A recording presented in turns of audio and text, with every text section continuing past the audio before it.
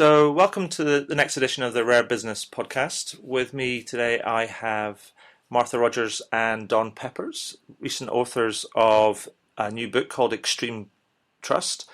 Hi, Don. Hi, Martha. How are you today? Hey, how are you? Hey, Adrian.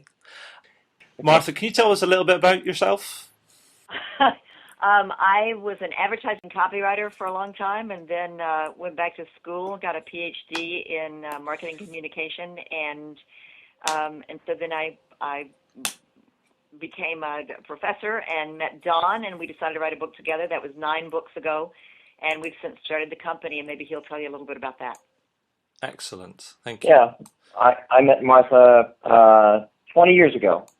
20 years and 9 books ago. 22 years ago. Don't remind me. If we were a married couple, we'd both be dead by now, or one of us would be in jail. But we've had a really great time working together. We tend to fill in each other's weaknesses and supplement strengths. Before I met Martha, I was an advertising executive. I'd worked in advertising agencies and on client side at companies, but my training is in engineering, so I've never really held the job for which I was educated.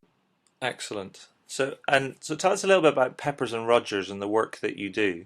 Well, we're a global management consulting firm with a specialization in customer-facing issues. So you could compare us to a Bain or McKinsey or Boston Consulting, but we only work on the customer-facing side of a client's business. I think that's a fair description, right, Martha? I think that makes some good sense. So our goal is to try to help companies build the best relationships they can have with customers and to build the value of their company by building the value of the customer base. Music to my ears. So you mentioned you've written 9 books, is that right? That's right. This is our 9th book, yeah. Blimey. So you've just published the 9th book, Extreme Trust. Now tell us a bit about and that. And that's only if you count the second edition of a textbook as only the second edition. That was a book project all by itself, I would say. Big book project, so sort of thin. So yeah. let's say you're both serial authors. Yes, we've committed serial authorship. So tell me about Extreme Trust. I mean, that's almost it in a way. It feels a little bit. I mean, it's almost like in your face. It's like extreme is a word that gets bandied around. Yeah. But tell me a little bit about what's behind the book and what's at the heart of it. What's the thesis at the heart of it? Well, the basic thesis is that technology permits us to interact so much more frequently than ever before, and one of the key ingredients, maybe the most important ingredient in any interaction between two people, whether face-to-face or on Facebook or Twitter, is trust. Do you trust the other party? Does he trust you? Whatever. So the more we interact, the more trust we expect from others, including the companies we do business with. And the reason we call it Extreme Trust, the book we think that there's a new standard of trustworthiness that consumers are going to hold companies to. That they're going to expect companies to be not just watching out for their interests, but proactively protecting their interests. Right. I'll give you a very quick example. If you are about to buy from a company and the company knows or should know that you're buying something that is perhaps inappropriate or over the top or not right for you in some way, or that you're paying more than you really need to pay, but you don't know it. If they know it, they're going to be increasingly held accountable for letting you know it. Sure. A very good example is if you try to buy a book on Amazon that you already bought from them before they sell it to you, they'll warn you. Yeah. You already bought this book from us once. Do you want to buy it again? Are you sure? Now, they'll sell it to you. Maybe you want to buy a second copy, but they want to make sure you're not making a mistake. And we would call that proactive trustworthiness, or in our jargon, we call it trustability. It's extreme trustworthiness. So if you think of the components of it, first of all, the reason for it is simply that we're more networked than we ever have been before. We'll never be less interconnected. And as we can talk to everybody all at once, all the time, and everybody can have a sort of explosion of information, then companies will not have a choice except to play fair, because otherwise they're going to be exposed. And if they're going to play fair, then they're going to have to play more fair than they ever have. So that's why it has to happen now. And if we were to summarize it, it's really about this. Do things right. Do the right thing proactively. Those are the three principles. Just going to say the three components are competence, good intentions, and proactivity. It's not good enough just to be good at what you do. It's not good enough just to have good intentions and want to play fair if you're not good at what you do. And it's not good enough to play fair and be good at what you do if you're not taking the lead on doing that, not waiting for a customer to notice a mistake. If right now, if you have a problem with your cable television and you call them up and you say, there have been 3 days that we've had problems this month, I want you to give me a discount, they probably will. But if you don't call them, they probably won't give you the discount. An extremely trustable company, a highly trustable company, will give you that discount without you having to ask for it. Exactly. It sounds like you also doffed your cap in the words that you use, and I see that it's repeated in the book to Peter Drucker when you talk about management and leadership, where management is doing things right and leadership is doing the right things. That's right. Exactly. I mean, we could think of it as competence is doing things right, and good intentions are doing the right thing. Excellent. That's right. And there are a lot of companies that pride themselves on intending to do the right thing, and they kind of do until this quarter's numbers get in the way. Or maybe they really do, except that they cut out, if they've got to worry about their profit, maybe they're going to reduce the amount that they're going to spend on employee engagement or on customer engagement or on service or that sort of thing in order to make this quarter's numbers. So either they're going to cut the do the right thing part, or they're going to cut the good intentions part. But when that happens, they're no longer highly trustable, and they will be vulnerable competitively to those companies that are. I noticed in the book, that's fascinating because it seems to me there's sort of two things there. One is that it seems that you're implying that the barrier is one of incentives in a way. So you talk about people getting pulled off track because of the quarter's numbers get in the way. But the other thing that strikes me is that when I was going through the book is that you use sort of two words and almost like to describe two states, which is trustworthy or trustworthiness, and the other one being trustable or trustability. Is that right? That's correct. And we have a definition. Trustability in the English language, as you know, you can look it up. Trustability is actually a synonym for trustworthiness. Yeah. But the way we use it, we define a specific meaning for trustability. And by trustability, we mean proactive trustworthiness or extreme trust, not just trust. So trust is always important, but it's more important now than it ever has been because of the ability of everybody out there to expose companies that are not trustable. And because of that, then companies have to think beyond just old-fashioned trustworthiness, but instead think in terms of even a higher form of trustworthiness, which we call trustability. In other words, instead of just thinking about how to follow the rule of law, they need to think about how to follow the golden rule. Okay. And the golden rule being? Play fair. Treat your customer the way you want to be treated if you were the customer. Okay. Basically. That's fair enough. I mean, I noticed as well in the book that you quote the work that Edelman has been doing for our last number of years, the Trust Barometer. Sure. As both former ad people, I think it's quite interesting, this sort of the turnaround where it seems to me traditionally companies have been able to almost buy trust through their marketing and their advertising, but now they have to earn trust. Would you agree with that? They have to earn it. That's correct. In fact, I think it's fair to say that under old traditional marketing principles, you didn't actually have to be trustworthy at all. You just had to appear trustworthy because there weren't the social media tools and other highly interactive platforms, which would out you. Right now, if you violate a customer's trust, you'll be outed to all that customer's friends and relatives and his Twitter followers and his other peeps. It didn't used to be that way. No. And do you think it's only the technology that we see developing in front of us, particularly the social technology? Do you think that's the only thing that's having the impact, or is there some bigger things at play here? We think that the technology is driving basically a revolution in rising customer expectations, fundamentally. People are naturally social. They want to get together and talk and share opinions. They look to others for what they should feel and so forth. And these social media platforms and other electronic interactive technologies are basically putting human nature on steroids. They're making us super social. Yeah. You could argue there's a principle in technology called Moore's Law that every 15 to 20 years, computers become about 1,000 times more powerful. Well, a corollary to that is Zuckerberg's Law.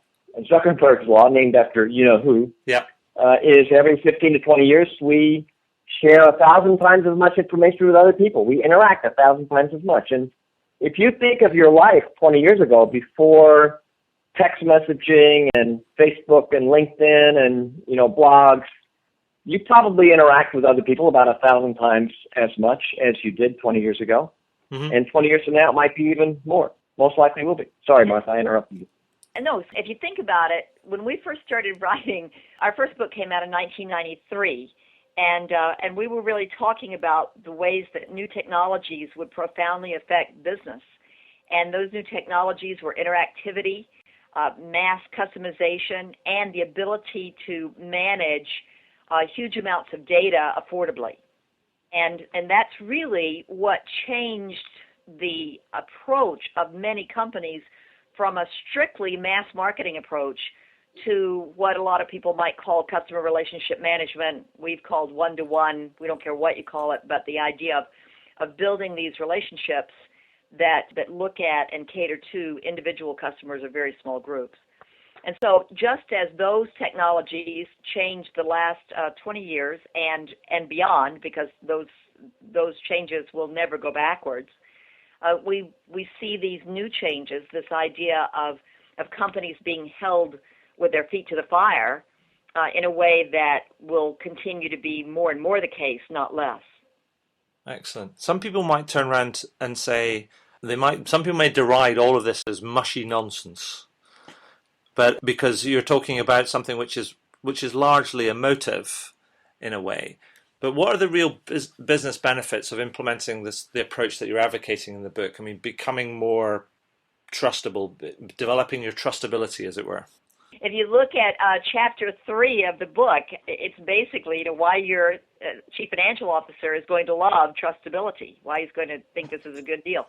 Because the fact is that customers will only do business with you this time if they think that they're not going to get ripped off. And they're not going to come back again and again unless they're sure they're not going to get ripped off, and they're not going to feel that way unless everybody around them says this company is okay to do business with.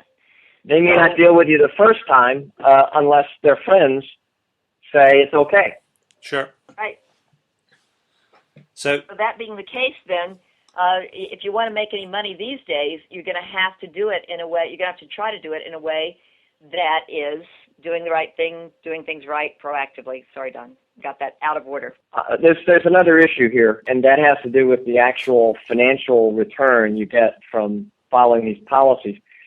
First of all, we want to be clear. We think companies are going to be forced to do this. Even if it costs a lot of money, they will be forced to do this by consumer pressure, because consumers increasingly will only deal with companies that do follow these kinds of trustable policies. But there is real financial benefit to doing it if you just were to measure your financial results correctly. Customers create value two fundamental ways. They buy things from you today, and they cost money today, and those are the figures you put in your quarterly report, and that's how the typical company today measures its managers, by quarterly earnings.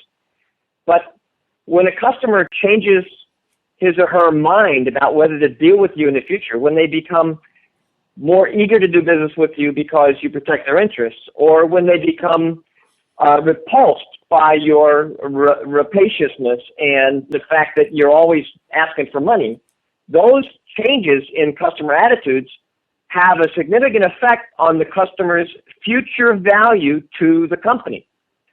So just a very quick example from one of our former books, if you have a valuable customer who calls you with a complaint and you don't do a good job handling your complaint, and the customer slams down the phone angrier at the end of the call than he was at the beginning, your company just lost some of its value, because the value of your company is your expected future cash flow.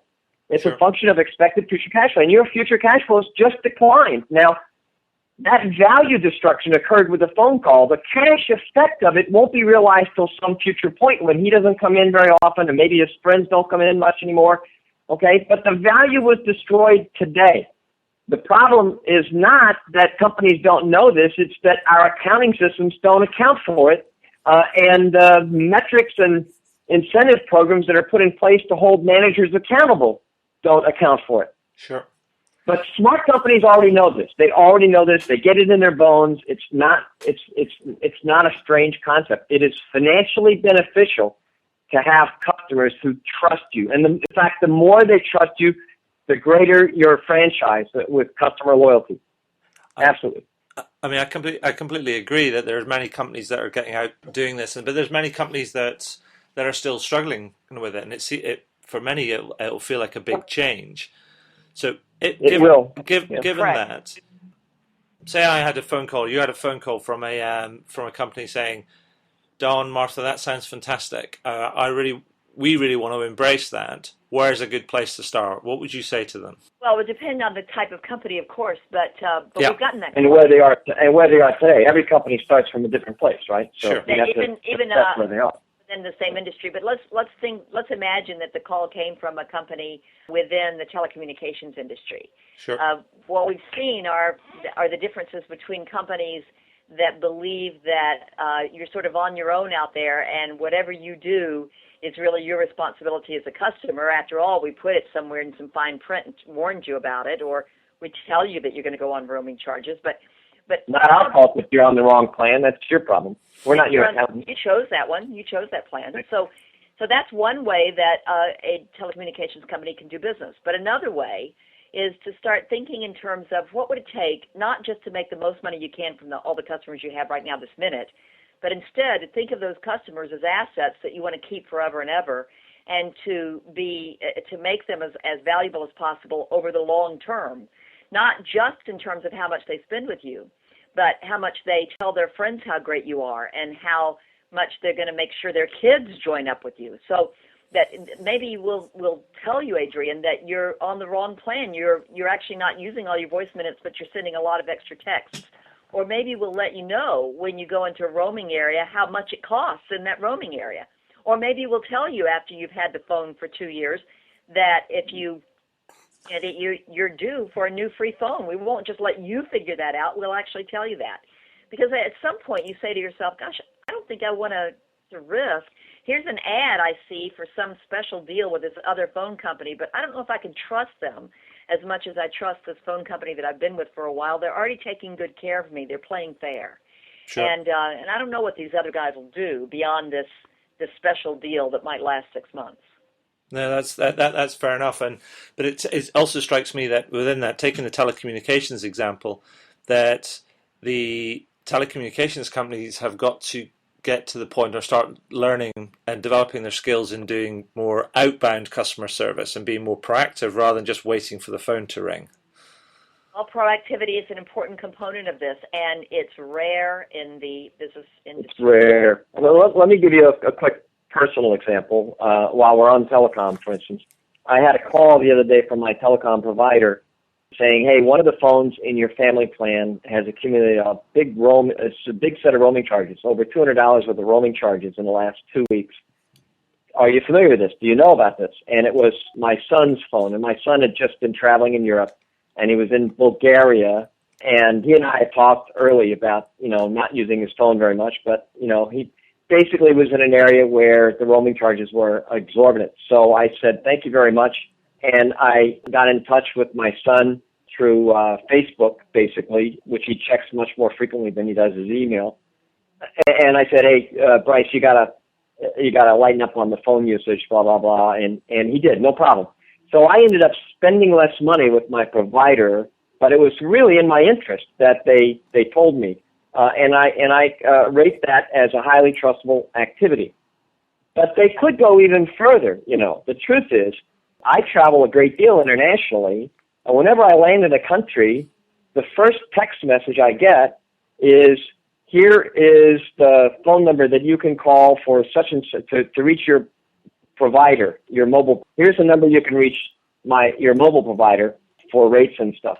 But if they're going to text me that, why wouldn't they simply text me the roaming rate? Why wouldn't they say, you just landed in Bahrain, it's going to cost $5.36 for the first, phone call, the first call, and $1 a minute after that for roaming charges for local calls. Or it's going to cost 57 cents per text message or whatever. Why not just put the rate schedule or connect me to, immediately connect me to a website URL where I could call it up? I mean, everybody has a smartphone these days, and that would be a good service.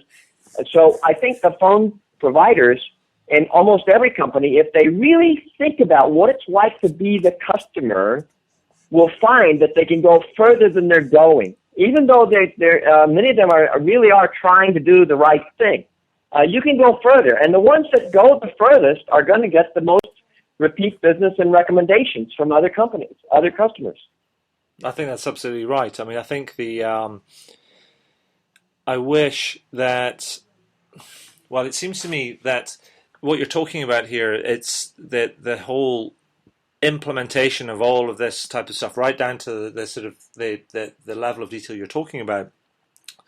Yeah, it's about culture, and it's about values, and then it's about initiative, and almost like you have to do things inside out in the future rather than being outside in. And it's almost like many companies hide behind their processes and systems and technology, and it becomes almost feels a bit like a war. But actually, you've got to embrace the relationships that you have in order to succeed. Is that right? I agree. Let me just add one more point to what I was going to say. We talked earlier about the financial wisdom of doing it and how do you measure the benefits. And we all agree that there are financial benefits, serious financial benefits.